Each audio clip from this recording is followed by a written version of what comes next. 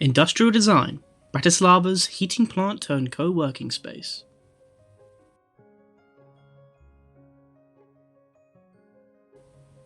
Completed in 1944, the Jurkovič Heating Plant was a central part of Bratislava's industrial centre, built on the grounds of a mineral oil refinery.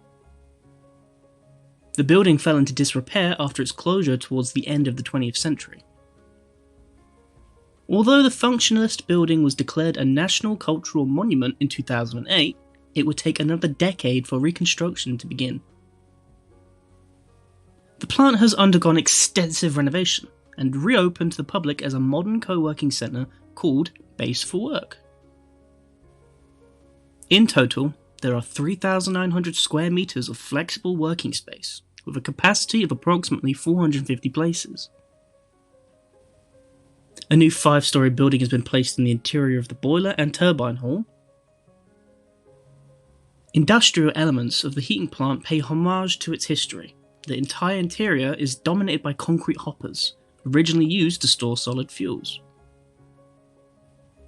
The architects managed to place some of the meeting rooms inside the hoppers, and it's one of the most popular co-working spots.